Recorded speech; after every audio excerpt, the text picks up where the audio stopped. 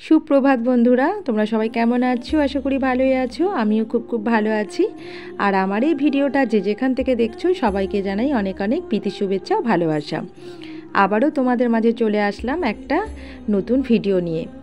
আর আজ হলো শুক্রবার, আর এখন বাজে ওই 10টা থেকে 10টা 5-10 হবে। তো আমার সকালে সমস্ত কাজকর্ম হয়ে গেছে। শরীরটা একটু হালকা খারাপ ছিল বলে সকালের কাজকর্ম আমি কিছুই তোমাদের সাথে সেরকমভাবে শেয়ার করিনি। তো তাই জন্য ভাবলাম যে পুজোটা তো করব, তো পুজোটাই তোমাদের সাথে একটু শেয়ার করি আমি কিভাবে পুজো করি। তো আমার প্রতিটা ভিডিওতে এই পুজো আমি তোমাদের সাথে শেয়ার করেছি। তো আজকেও ভাবলাম যে না, ভিডিওর প্রথমটা পুজোটা দিয়েই শুরু করি। তো বন্ধুরা, তোমরা সবাই দেখতে থাকো আমি কিভাবে পুজো করি। দেখো, পুজো আমার হয়ে গেছে। দেখো কত সুন্দর লাগছে, তাই না? তো চলো বন্ধুরা, পুরো ভিডিওটা দেখতে থাকো। এরপর বন্ধুরা, অনেকটা দেরির পর আমি তোমাদের সামনে আসলাম। অনেকটা সময় পার হয়ে গিয়েছে। তো এখন বাজে তোমার 2-2:30টার মতোই হবে। তো আমার লিজার ছিল, অফ ছিল। তো আমি ভাবলাম যে কি আর করব, তো ফোন দেখতে ইচ্ছা করে না। আর স্কুলের মধ্যে দেখো ফোন আমি বেশি চালাই না। তো পেপার আনে একটা স্যার, তো পেপারটাই বসে বসে দেখছি। আর বলছিলাম না যে শরীরটা আমার একটু খারাপ। সত্যিই গো, আমার শরীরটা একটু খারাপ, একটু কেন, ভালো মতোই হয়েছে। তো আগের দিন বৃহস্পতিবার শাশুড়ি মার যে মৃত্যুবার্ষিকী হয়েছিল না, রাতের দিকে লুচি করেছিলাম আর পনিরের তরকারি। তো সেটা খেয়েই একটু গ্যাসের মতো হয়েছে। তো তা থেকেই তো বুঝতে পারো শরীরের গ্যাস থেকে কত কিছু হয়। মাথার যন্ত্রণা, গা হাতের যন্ত্রণা, পেটের যন্ত্রণা, এই আর কি।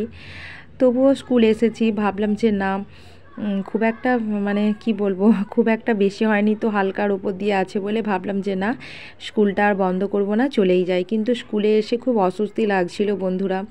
এখন ভাবছি, যখন বিয়ের আগে ছিলাম তখন হালকা করে কোনো শরীর খারাপ হলেই সারা দিন শুয়ে থাকতাম।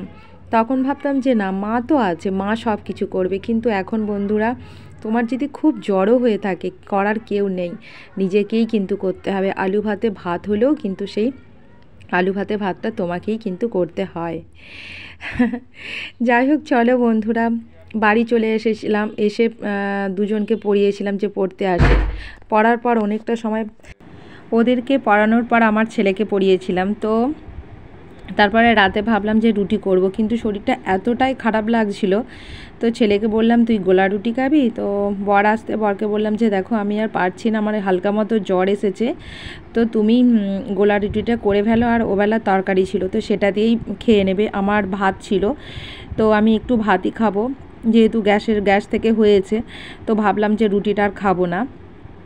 তো এই যে দেখো, আমার ছেলে বাইরে বেরিয়ে এসেছে, তো বদমাইশও শুরু করেছে। দেখো, পড়া টড়া মোটামুটি হয়ে গেছে। তো বন্ধুরা দেখো, শেষমেশ আমাকেই উঠতে হলো, কারণ গোলা রুটিটা যে সরু চাকলি পিঠের মতো হয় না, সেটা আর আমার বর ঘুরাতে পারলো না। তো আমি তখন বললাম যে চলো, আমি করে নিচ্ছি, বেশি তো না, 5টার মতো আছে, তো হয়ে যাবে।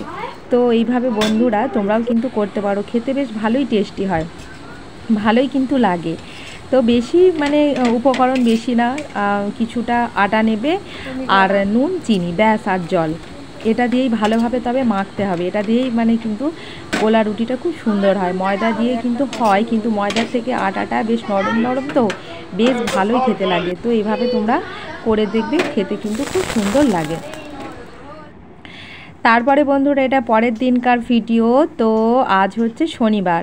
তো রাতের দিকে আর কোনো ভিডিও তোমাদের সাথে শেয়ার করতে পারিনি, কারণ আমার শরীরটা প্রচণ্ড খারাপ ছিল। তো তারপরের দিনও আবার রান্নাবান্না দিয়ে ভিডিওটা শুরু করছি। আজকেও যাব স্কুল। তো আজকে একদম সিম্পল মেনু করছি। তো প্রত্যেকটা মেনুই আমার খুব পছন্দের। তো তোমাদের সাথে লাস্টে দেখাবো যে কি আমি আজকে রান্না করেছি। শরীরটা খারাপ, তাই জন্য কোনো তরকারি কিন্তু নেই, ঝোল এইসব কিছু করছি না। দেখবে সমস্ত কিছুই ভাজা, আর আমার ভাজা জিনিসটা খেতে আমার কিন্তু খুব ভালো লাগে। আলু ভাজা বলো, পটল ভাজা, শাক ভাজা, সমস্ত কিছু ভাজা, 10 রকম 15 রকম ভাজা যদি আমাকে দিতে পারো তবে আমার খুব ভালো লাগে। আমার তরকারিটা একদম পছন্দ নয়। ধরো শাক চচ্চড়ি, পটলের ঝোল, ঝিঙে পোস্ত, তো এখন মোটামুটি তবুও খাই, কিন্তু ছোটোবেলায় একদম এগুলো ভালো আমার লাগতো না।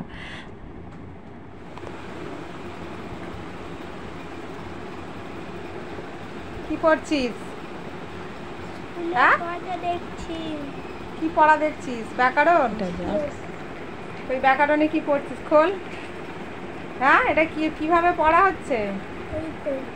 কিভাবে পড়া হচ্ছে সেটাই তো বলবি। কোষা বেড়াল আমি তো লিখিয়ে দিয়েছি।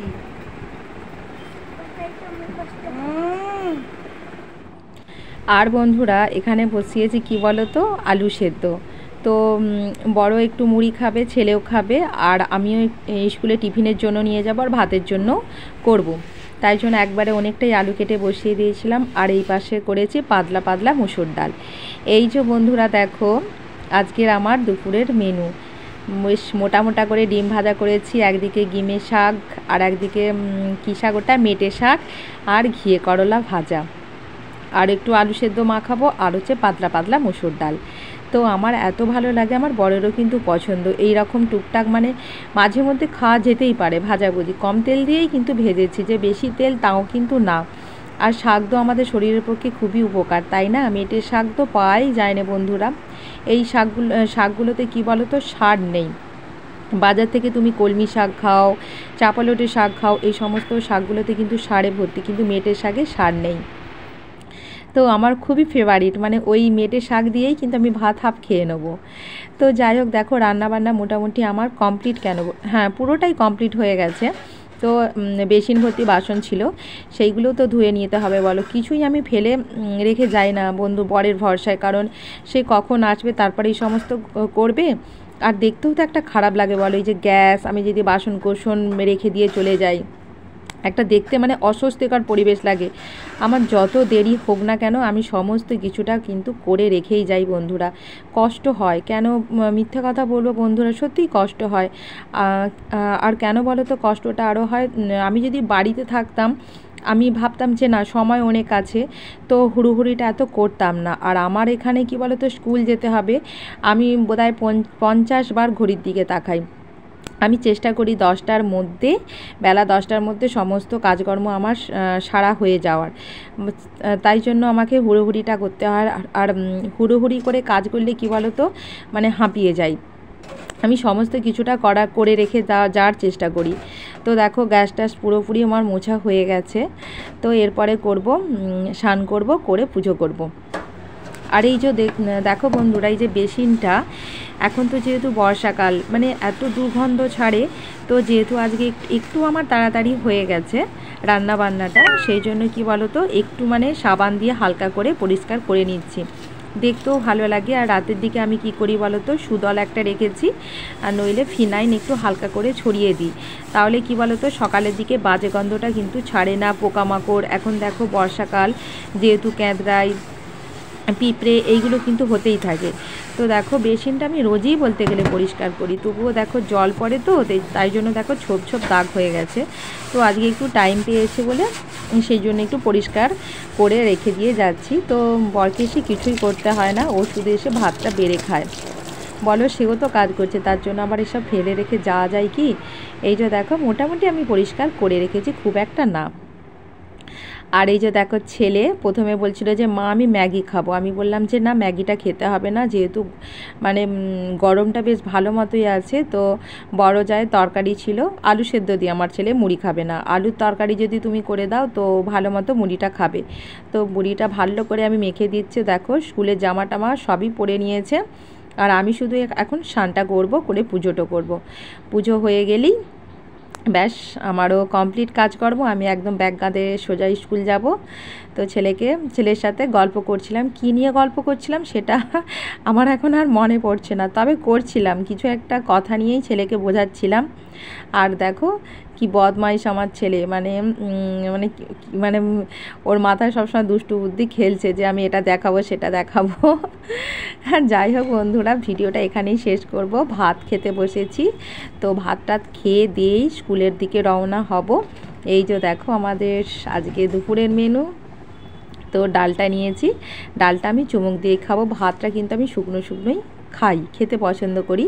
তো বন্ধুরা ভিডিওটা এখানেই শেষ করব। আমার এই ভিডিওটা কেমন হয়েছে তোমাদের একটু কমেন্ট করে অবশ্যই জানিও, আর সাবস্ক্রাইব অবশ্যই করো, আর শেয়ার করো পারলে। তো চলো বন্ধুরা, টাটা।